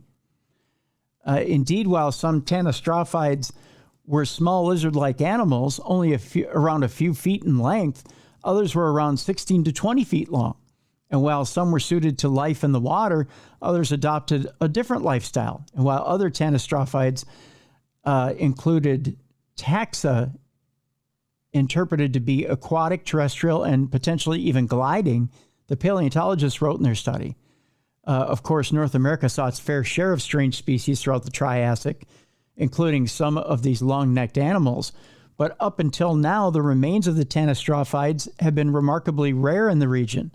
Tanistrophides have historically been found mostly in Europe and China, added the paleontologists in their study, though there is a small but expanding record of tanistrophides found in the Triassic of North America. The new taxon adds to that record, demonstrating that a wide diversity of tanistrophides lived in North America than previously thought, represented by the new species Achitostrophius oligus. The taxon likely lived in the swampy ponds and rivers of northern Arizona. It's hard to think of it as swampy in northern Arizona, but we'll take it. No kidding. Which was then a much warmer and wetter environment. Hard to think of northern Arizona as swampy. The world has changed many times. Boy, last time I was there, it was just dry. I remember my eyeballs getting so dry, I thought I was going to die. Sandy and dry and hot. Mm-hmm. We go from Tanistrophius oligus to Pokemon like whales in Australia. Australia was once home to a species of tiny Pokemon like whales. That means we got to catch them all. They're home to a whole bunch of unique native land mammals, such as koalas, wombats, and wallabies. We're talking about Australia. These furballs evolved in isolation on this island continent and have become Australian symbols. But between 27 and 23 million years ago, the coastal seas of Australia were also home to sea mammals found on almost nowhere else. And we're talking about whales, but not just any old whales. These creatures were among the strangest of all whales, called let me see if I can get this right. Oh, this is a hard word, Jess. Let me sound it out. Mammalodontid. There we go. Mammalodontid. Nailed it. If alive today, mammalodontids would also be iconically Australian as kangaroos. Recent fossil discoveries from coastal Victoria reveal that not just one or two species, but a cornucopia of these wonderfully weird whales once called Australia home. On the recent find, a roughly 25 million year old fossil of a newly named whale species, oh boy, this is a name too, Janjustus dullardi, wow, joins their bizarre ranks. Why can't they name it something like Bill? That would be fun. Their discovery was published recently in the Zoological Journal of Linnean Society, and by there I mean Eric Fitzgerald and I believe it is Rared Duncan are their names, the scientists. Today, some of the most iconic whale species, such as blue and humpback whales, are baleen whales. These ocean giants have hair-like structures in their mouths called baleen to filter plankton, their main food source. By contrast, mammalodontids were small-bodied, no longer than 3 meters, big-eyed, and had short jaws lined with teeth. How would you like to run into the cutest little whale ever and then it bites down on you? It'd be horrible. Scary. Despite this description, we know that mammalodontids were in fact baleen whales. That lacked baleen. So they didn't have baleen, but they had teeth. They were like an offshoot from the main evolutionary branch, leading to today's toothless giants. All mammalodonted fossils date from the late Oligocene epoch, 27 to 23 million years ago. And 3 out of 4 named species have been found on Victoria's Surf Coast, southeast of Melbourne. The first mammalodonted was found in 1932, and in 1939 was given the name Mammalodon collieri, It had blunt jaw bones with extensive blood and nerve supply for face and lip muscles. Curiously, the teeth were worn down to the gums. I can relate there. Suggesting that it was fed by slurping prey, along with abrasive grit from the seabed. In 2006, local naturalist Stom Hunter found the first fossil of the species, later named after him, John Justus Hunderi. Never an easy name in any of this stuff. This whale sported a robust triangular snout with sharp teeth and powerful jaw-closing muscles. And Mammilodon's skull proclaims, "I'm a sucker," he says. The skull of Jan Justus screams, "Biter and ripper." You biter and ripper, you brought her. It's about as heavy metal as whale skulls get, he says, departing radically from those of other whales. Although Mammilodon coliveri and Jan Justus Hunderi hint at a surprisingly wide range of lifestyles for Mammilodontus, the details of exactly how and when they became so different from other whales remain murky. Little pocket whales, Jess. Little pocket whales. Sounds adorable. Yeah, I'm going to get a few for the backyard. Put them in my... Add it to your pet collection. Yeah, put them in the fairy garden. That'll be fun. The fairies can ride them around. All right. There's been an unidentified object dubbed a witch filmed in the skies over France. I imagine it looks like something out of Wicked right there. Just flying around. My golly, look at that. Just look like a witch riding on a broom. Yeah. It was me. It was you. How's that sound for a cruise? Were you looking for your morning croissant and hot chocolate? Yes, getting some fresh air. Yeah. Well, we all gotta take a trip sometime. Speaking of, I say France, and I should mention our friends over at Mysterious Adventures Tours. Because I say France. You say London, you say France, you say someone's underpants. See what I did there? I knew it was coming. There's always a joke behind everything, isn't there? I'm not joking, though, for this. They have announced the first paranormal cruise in France. Fun. And if you go to the events section of darknessradioshow.com, you can sign up for the waiting list for it. And the celebs that'll be on it, by the way, Darkness Radio is a sponsor of that cruise. Nice. Just saying. Wink, wink, wink. The paranormal celebs announced for it right now are Dustin Perry, Grant Wilson, and Brian J. Cano. Oh, what a fun cruise that'll be. Yeah. And not only are they headed for Lyon on that cruise, but I have it on good authority that part of that cruise is a stop beforehand in Paris to investigate the catacombs. Oh, I would love that so much. See, so there's lots of good stuff there. So in order to find out what's all involved in that trip, just go to darknessradioshow.com, click on the link, and sign up for the waiting list. You'll be able to see what's all involved in that trip. Also, a reminder real quick before we get to the story. It was Dacre Stoker's birthday on August 23rd. And to help celebrate his birthday, your presents for him would be perfect if your presents would be required in Romania over Halloween weekend. See what I did there, Jess? Yes. You also can go to darknessradioshow.com and give him a present by making your presence known in Romania and signing up for the trip there. 12 wonderful days in Romania over Halloween. It's real simple, folks. Just go to darknessradioshow.com, click on the link, and sign up for the trip to Romania and party at Bran Castle with the great-grandnephew of Bram Stoker, who wrote Dracula, and took his inspiration for Dracula's castle from Bran Castle. And it's not just hanging out outside the castle on Halloween. It's a full-bore party, having dinner at the castle, a dance at the castle, in the castle on Halloween. I'm telling you, it's something else. Plus, there's the haunted forest and much, much more in Romania. Sounds like the coolest trips ever. It is. It is. So, and again, you can split this over 10 payments. So you're not putting everything up all at once. again, go to the link.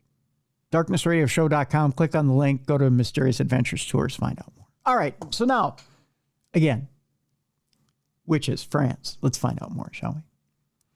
Viral footage of a strange object in the sky has left social media users scratching their heads. Little is known about the clip other than it was filmed by a woman somewhere in France. It shows an object which some have described as roughly humanoid in shape, rising very slowly into the sky behind an apartment block on a relatively cloudy day. The object then seems to hover for a while. The trouble with the clip is that it is very difficult to make out what the object could be. The woman zooms in to get a better shot, but this makes the object more distorted. Some have speculated that it could be some sort of balloon or drone. Others have suggested that it could be an experimental jetpack flight.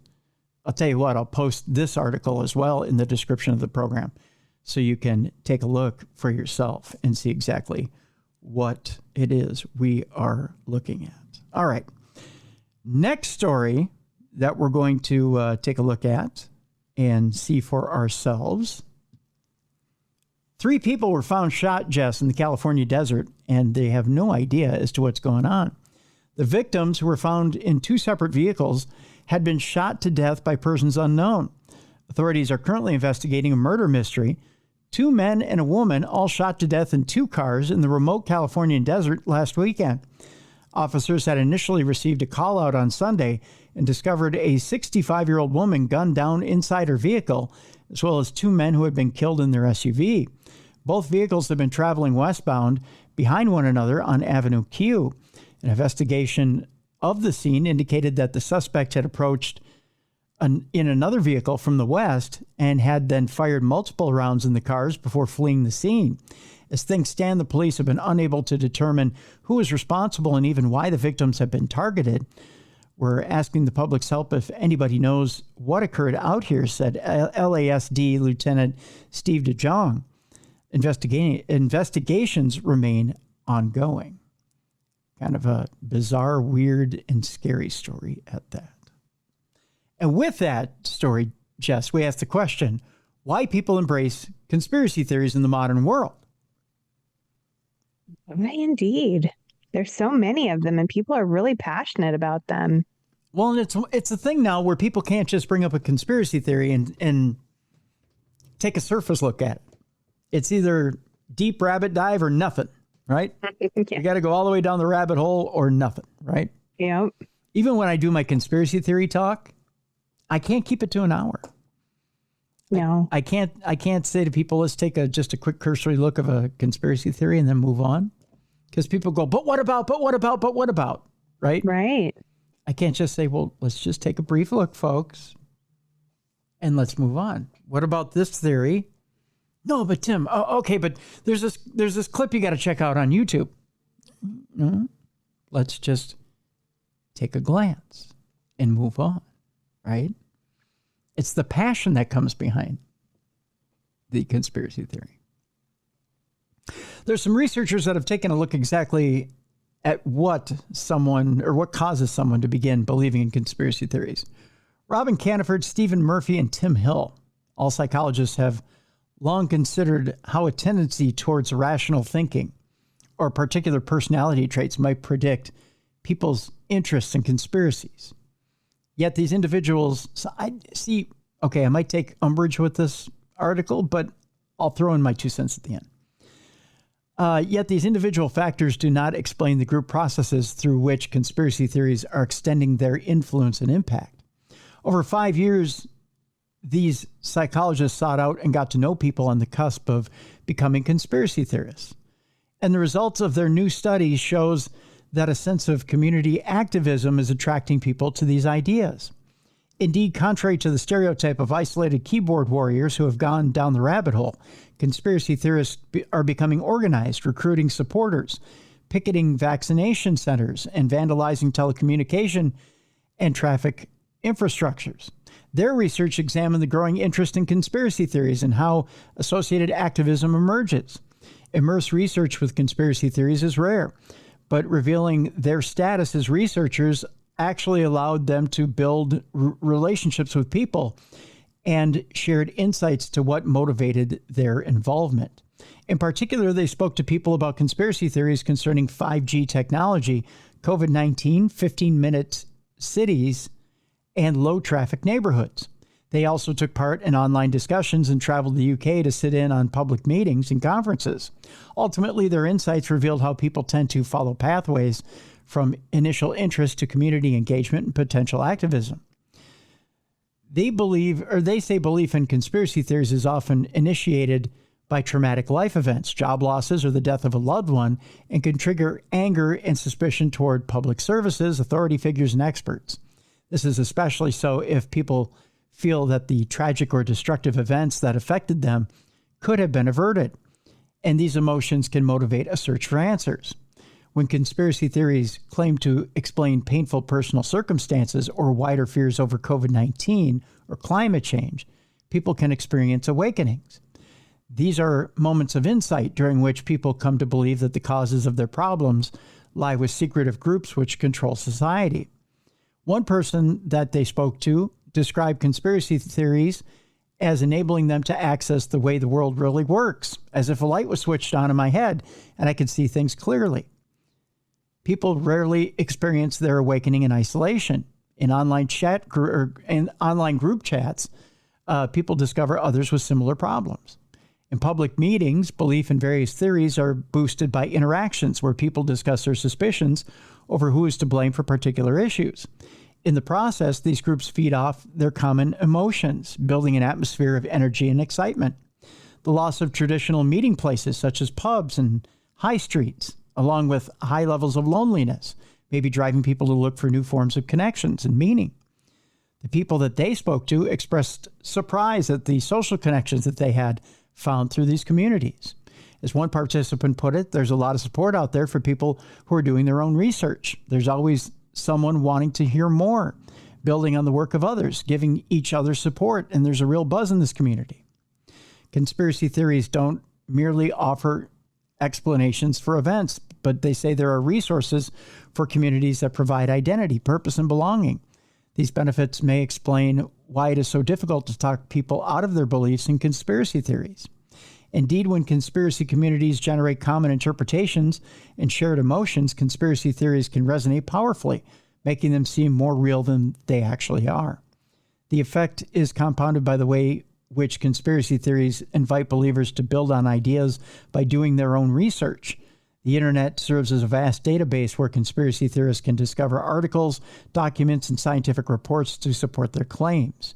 And despite the questionable quality of many such sources, contributing to conspiracy theories can provide a boost to people's self-esteem, making them feel like experts and heroic detectives. A key aspect of those communities is how they empower members to contribute.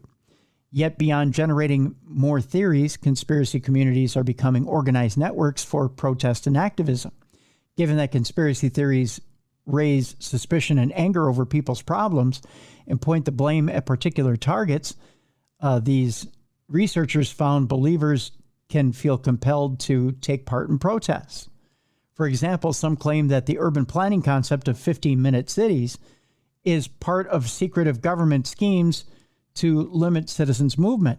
Protesters against these and other efforts to improve urban environments are uniting under slogans such as "Stop the Tyranny." I'll shorten up the article a little bit and tell you that they kind of wrap everything up in a bow here and summarize by saying, perhaps the real winners here are the conspiracy entrepreneurs, people who capitalize on conspiracy theories by creating content that heightens people's suspicions about problematic events. In the process, these people build attention and fame while peddling products and services from books, merchandise, and coaching to vitamin pills and gadgets. I tell you what, they focus this article here on people who get overly passionate, right, in the conspiracy theory realm, who have an agenda, who focus on one theory and taking it to an extreme. But there are people out there who are conspiracy theory fans, right? People who love a good story.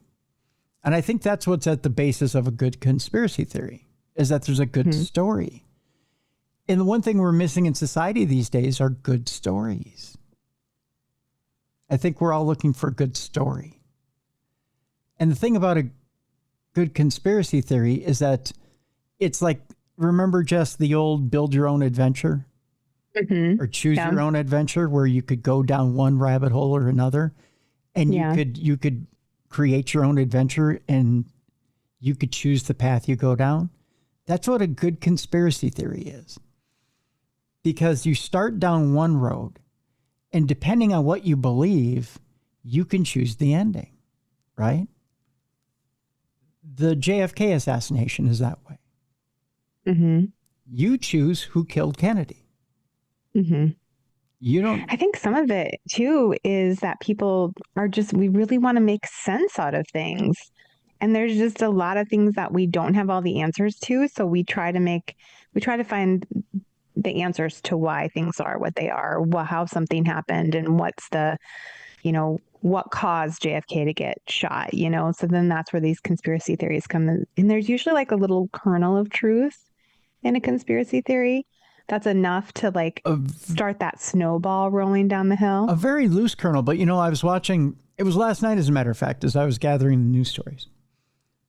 CNN did a wonderful special on JFK Jr., who started George Magazine as a way to get to know his father, because he was very young when he died, right?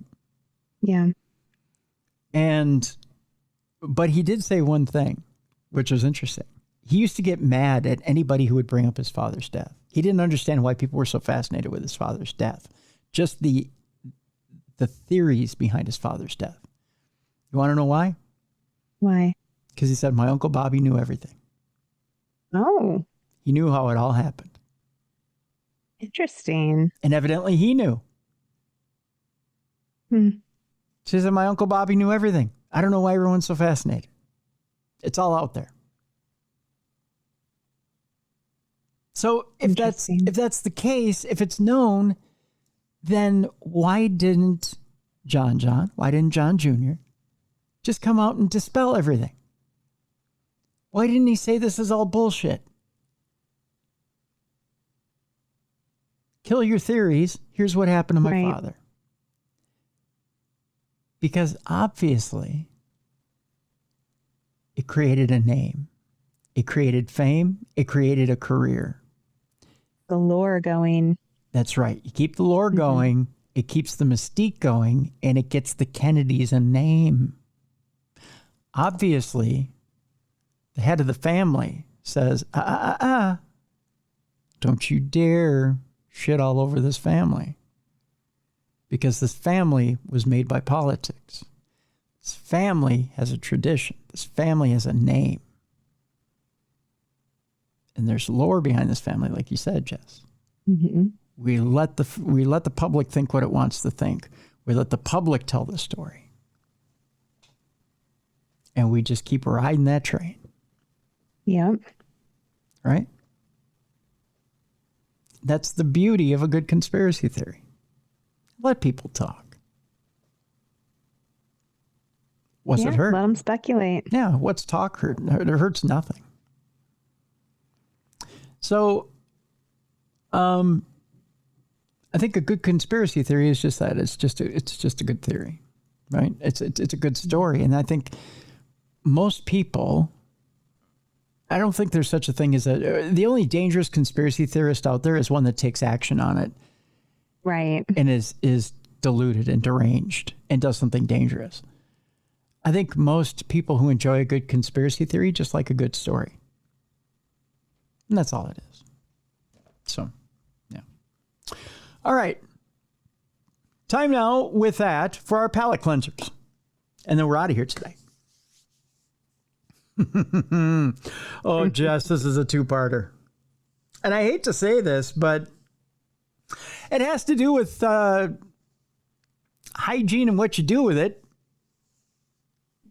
And then the second part of this is, ladies, it also has to do with the perfect man. And it is a little not safe for work. So we'll give you a chance to get the kids out of the room just as much like Not Safe for Work on Dumb Crime, Stupid Criminals, and to get this podcast turned off in front of your boss. And we'll do that in 5, 4, 3, 2, 1. So, Jess, the first story here for your palate cleanser is literally about cleaning your teeth. Okay. Now, we have toothpaste, perfectly good toothpaste out there, right? Yes. Okay. But did you know, our Health and Human Services Director, speaking of Kennedy's, says that he wants to do away with fluoride and keeps spouting off about how fluoride is bad for you. Did you know that there's a substance out there that works better than fluoride in toothpaste? No, is it something gross, though? Maybe. Would you like to know what it is? Yes. Toothpaste made from hair works better than fluoride, according to scientists. What? Yeah. Round up hair made into a paste? Yep. Ew. Not only can it repair enamel, something that normal toothpaste can't do, but it's sustainable as well. I mean, you're always going to have hair laying around. We shed at our house like crazy with 3 girls. Just imagine. If you're looking for an effective, sustainable toothpaste, it might be right on top of your head. Scientists have discovered that keratin, which is a protein that's found in hair, skin, and wool, can repair both tooth enamel and stop tooth decay. It might also protect teeth even better than conventional fluoride-based toothpaste and stop tooth decay in its tracks, that according to a new study. When keratin comes into contact with saliva, it forms a protective coating that mimics natural enamel, that according to a study. Not only can it shield teeth from further damage, but it may also help repair enamel, something traditional toothpaste can't do. The findings are published in Advanced Healthcare Materials, something I get on my doorstep every Thursday at 2 a.m. Keratin also offers a transformative alternative to current dental treatments. Not only is it sustainably sourced from biological waste materials like hair and skin, nummy. Ew. It also eliminates the need for traditional plastic resins, commonly used in restorative dentistry, which are toxic and less durable. Sarah Gamea, who is a graduate student from King's College London and first author of the study, said in a statement. Getting an appetite for lunch yet, Jess? Tooth enamel wears away with age, leading to tooth sensitivity and eventually a need for dentures. This process is hastened by acidic foods and poor oral hygiene, and once enamel is gone, it's gone. Fluoride toothpaste can slow this process, but not stop it. But you know it can, Jess. Keratin. Your hair. Mm-hmm. The protein forms a dense crystal-like scaffold that mimics the structure, color, and function of actual enamel, the study finds. Over time, the scaffold continues to attract calcium and phosphate ions, leading to the growth of an enamel-like coating on your teeth. That means keratin-based toothpaste could potentially repair lost enamel and seal exposed nerves, reversing the symptoms of enamel erosion. So drink all the coffee you want. They'll make more enamel. Right? The study authors used keratin extracted from wool in their study, but said it could also be extracted from other sources, including human hair. So, when you wake up in the morning, you say it feels like your teeth are all hairy. Yes. Maybe they are. It's not a bad thing. It's a huge step for regenerative dentistry, as researchers say. It's also good for the environment, providing a biodegradable alternative to conventional toothpastes. And happily, consumers might not have to wait long to purchase a keratin-based toothpaste, they say. It could hit the market in the next 2 to 3 years. So get in line, Jess. It might be waiting for you soon. going to start making my own. I mean, if I have to brush my teeth with hair, I'd rather it be my hair than someone else's hair. Yeah, Right? But you have to mass produce it. That's the thing. My guess is that they may mass produce it from wool. It might be done from sheep's wool. That's less disgusting to me. Isn't that weird that you think, oh, from sheep's wool, it's no big deal. But when you think human hair, you go, oh, that's that guy over there. A psychological thing, I suppose. I mean, I'm glad at least you didn't say pee. I was waiting for you to say, we should all start brushing our teeth and gargling with urine. No, it's not urine. And it's not Ew. It's not poo or anything like that, but it is hair. Kind of gross. I get gross. You know what grosses me out the most? More than anything, I'm at a restaurant. I sit down to a delicious dinner. And this used to get my grandfather too. Even if it was just he was at home and eating and he would get a hair in his food. Yeah. Oh, it gets me every time. I get a hair in my food and I'm done. Yeah. But now you can just take that hair and just start flossing away. Yeah, start flossing the old teeth because evidently it's going to rebuild my teeth, right? Yeah. Yeah. All right, ladies, the last one I have for you is the ultimate man. You ready for this? Is it you? Well, I wasn't going to brag on myself. Even I don't think I have this trait. But if I did, by gosh, you know what? If I had this trait, I'd be irresistible. Can't wait to hear what it is. What do you think makes the ultimate man, Jess? First of all, I'm going to ask you before I read this. Well, the ultimate man is someone who brings me breakfast in bed and massages my feet. All good traits. Yeah. Yeah. Mm-hmm. What else do you think would make him irresistible? I mean, if he cooked and cleaned all the time. Oh, yeah. There's that. Are you looking for physical traits, though? Yeah. Something within him that you'd go, oh, my God.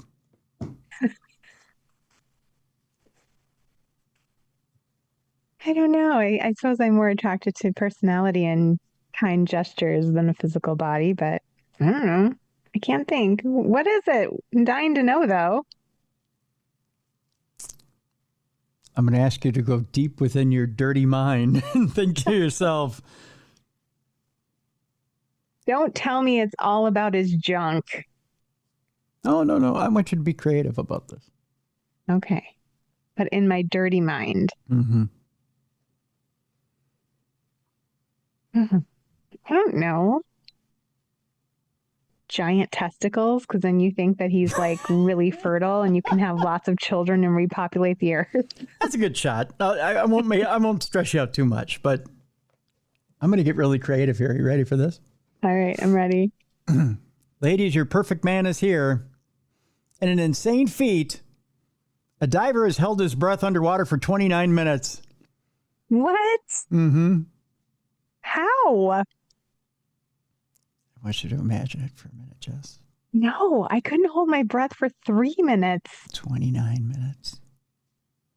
But how does that make him the perfect man? That's weird. I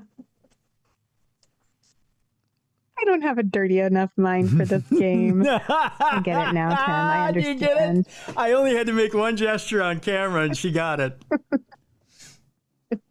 That's right, ladies. You ever want to take your man shopping? You ever want him to go downtown? He could hold his breath for 29 minutes. 29 minutes. 29 minutes, ladies. You think he doesn't have the neck muscles of a bull? You think that wife isn't satisfied? Sounds tiring. Sounds tiring. Wow. You've just... I have too many things to get done. I can't lay around for 29 minutes. So you're saying he's not that good at it? Is what you're saying? It takes 29 minutes? I'd be like, 3 minutes would be fine. I'm done. I've got to go do some laundry. Whoa! I have a book due. I need to go write. Too practical, Tim. Too practical. You're like, are we done yet? Yeah. Yikes. I don't know whether to feel sorry for you or... It's all right. You can. Okay. Awkward. Croatian free diver, Vidomir Maričić succeeded in setting a new Guinness World Record for the insane stunt. Given that most people would likely struggle to hold their breath for 60 seconds, in Jess's case, that's probably 59 seconds too many. It is incredible that it is possible for anyone to hold their breath for several minutes, especially while submerged in water. But even that, it is nothing compared to the insane feat that recently achieved by Croatian free diver, I'll say it, Vidomir Maričić, who managed to hold his breath for an absolutely staggering 29 minutes and 3 seconds. Now, you die. Not necessarily. I was watching, I don't remember who the actress was. She recently filmed a horror movie. And they had her practicing a swimming scene in a tank, which the funny part of the tank was they told her it was going to be a tank that was going to be 8 feet deep. She had to practice the swimming sequence. And they said, now we're going to need you to hold your breath. We're not going to give you an oxygen tank, but we're going to need you to hold your breath and swim. So you're going to have to practice being able to hold your breath for up to, they had her practicing with this diver. And they said, you're going to be able to have to hold your breath up to 6 to 8 minutes. So she was practicing these deep breaths and holding her breath underwater. She said she got to the point where she was holding her breath for 15 to 20 minutes. No way. Then she gets on set, and are you ready for this? She gets on set, and they're like, oh, the tank isn't as deep as we thought it was going to be. If you need to catch a breath, just stand up. It was only 3 feet deep. She was like, you mean I practiced holding my breath because I thought it was going to be in 8 feet of water? Well, now she has this amazing skill. I mean, right. That she can hold her breath for like 15, 20 minutes. This guy, 29 minutes, 3 seconds. Wow. That would come in really handy if somebody was trying to drown you. You could just like literally wait them out. Yeah. You're like, any day now. Yeah. They're going to walk away and think I'm dead after 10 minutes, but I'm still just going to, I'm just going to lay here for like 15 more minutes. And then when they're good and gone, I'll sit up and go home. But you got to think, okay, now it's here later in the article about blood oxygen level. And at what point do you start to deprive yourself? Right? Is it just like an extreme like lung capacity? Like you like get your lungs to where you can fill them up so big? Well, even then you only have so much capacity. Right. You start to run out of oxygen, right? That's crazy. So to put it in perspective, that's 2 to 3 times as long as a bottlenose dolphin can typically achieve. What? Bottlenose dolphins don't even hold their breath that long. Huh. Yeah. And they live in the water. And they live in the water. To make this possible, Maričić breathed pure oxygen for 10 minutes before the attempt, so that his blood oxygen level was 5 times higher than normal, so that he could hold his breath for 29 minutes. He held his breath in a 3-meter deep tank of water while 5 judges and 100 spectators watched. The previous record of 24 minutes, 37 seconds had been previously held by Croatian Budimir Sabat, while the record before that was 17 minutes and 4 seconds, held by illusionist David Blaine. So, David Blaine, you got some work to do, buddy. Yep. Step it up, bud. Maričić said it's not about how much you inhale, it's about how little you need. No panic, no thoughts, just silence. That's how you make it to 29. Wow. It's a real practice in mindfulness. Yeah. And I mean, talk about meditation. It's about how calm you can stay. Yeah. Yeah. And not Crazy. not lose it. I mean, that's something. But That boy, is impressive. yeah. Isn't it? Something to think about. I'm going to practice it when I take my bath next time. I'm just holding your breath. They're like, Mom's dead. No, shut up. Shut up. Shut up. Hold my breath. I've been under here for 69 seconds. My own personal record. Hey, why the number 69? That's kind of weird. Subliminally put in my brain. I did, didn't I? You did. I'm rubbing off on you. Just saying. All right, on tomorrow's show. I told you yesterday that tomorrow's show is kind of special. Kind of a special show we got going on. One of my all-time favorite guests, Jim Willis, has been on this program a couple times. One of my all-time favorite paranormal authors. As a matter of fact, my Uncle Bob has one of his very first books on his bookshelf. Jim himself passed away a little over a year ago. And Jim, in fact, we had Jim on the show, I think it was maybe a month before he passed away.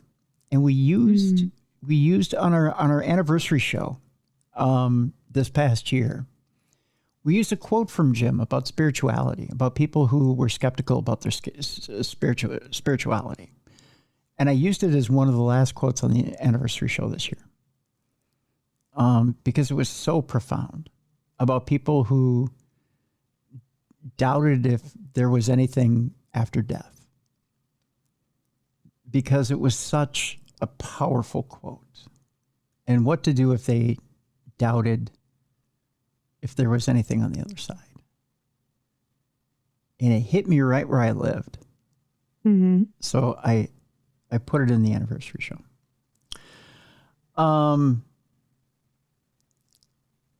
One of Jim's final books was about Bigfoot sightings and true encounters.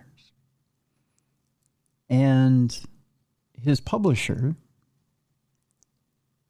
thought, and Jim's family thought, you know what? It needs to be finished. And so they came to Mike Kozlowski, who had a book called American Ghost. Forgive me, I'm trying to remember the name of the book. It's like American Ghost Sightings or something like that, or American Ghost Tales or something to that effect. The name escapes me, and I apologize, Mike. And we had Mike on the show for that book as well. Mike's a wonderful author, does both fiction and true fiction and nonfiction, as far as stories and ghost stories and even other tales. Mike was in the process of doing a different book. I think he was doing a UFO book, if I remember right. And he thought that the company was coming forward to ask him what was going on with that book. So I think he was trying to avoid his phone. And they said, no, we have a different book we want you to work on. They said, we have Jim's book on Bigfoot, and we want you to finish it. So Mike said, well, I don't know, Jim's style is different than mine. I mean, we're not really compatible. But I'll take a look at it and give it a shot.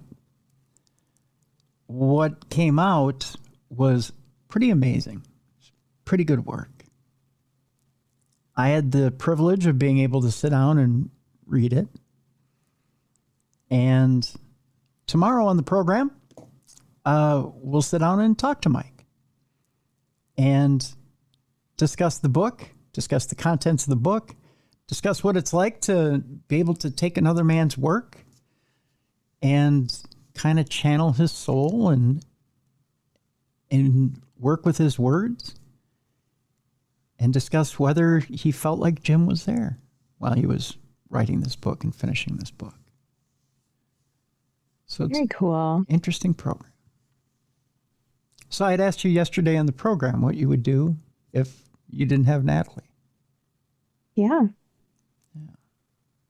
Because it's interesting that, Jim's family said, we want this to get finished. We want this to live on. So it's kind of a different program tomorrow, but it's a good program. I really, really enjoyed having Jim on the show when he was with us. And I really, Jim, before the end of his life, I asked him, how long do you do this? That was one of the last things I asked him. Mm-hmm. How long do you do this? How many more projects do you have? And he said, I have so many things I want to write about. Yeah. There's just so many things. And he had, even off air, I had asked him, well, what do you got in the hopper? He probably had 7 or 8 things he wanted to write about. Yeah. And he said, I can't imagine a day where I don't have anything to write about. He was full of ideas, full of wonder, full of curiosity. And this is an ordained minister, a man who went to seminary, who started out on one path, one belief, and said, you know what? That one way isn't necessarily the way. There's many ways. There's many paths that lead to one source, right? And along the way, there are many things to discover, and I want to discover it all. And I'm going to write about it. And he's just a wonderful man who managed to get a fair amount of it on paper. Mm-hmm. I wish he would have got all of it on paper before he left us. But this is one of his last works. So we'll talk more about it tomorrow. Bigfoot sightings, true tales from across America. Michael A. Kozlowski is with us. So that's a show for tomorrow. Jess, what do you have for us? Not much. It's just been fun connecting with you guys. So go ahead and connect with me on social media. Reach out if you want an autographed book. I can hook you up. Nice. There you go. I take it, are you going to do any big book signings across America with Natalie? You could. I'll let you. Well, we do have one coming up. I haven't solidified the details yet, but we're going to have a couple of things coming up to celebrate these 4 books that have come out, but I have to firm up the details before I share. And then I do have an event that's like an overnight event, but it's more craft related. So more writing and art with the side of ghost hunting. I'm not hosting it. I'm a guest. So I'll share that when the details are ready too. Cool. Please do. Please do. Yeah. And we may have a little something crime related coming up in the spring. We'll tell you more about it in a little while. So we're working on something crime related too in the spring. We'll have some other stuff going on here. Darkness Radio wise. In the coming year. So we'll let you know. All right, that'll do it for today. Again, Michael Kozlowski tomorrow. Bigfoot sightings, true tales from across America. For Jessica Freeburg, I'm Tim Dennis. Thank you so much for continuing to watch and listen to the program. Again, check out our friends at Mysterious Adventures Tours, Dacre Stoker, and the Romania tour. And, of course, get on the waiting list for France next year, next spring. Again, thank you so much. We'll see you tomorrow. For Michael Kozlowski, right here on the best in paranormal podcasting, this is Darkness Radio.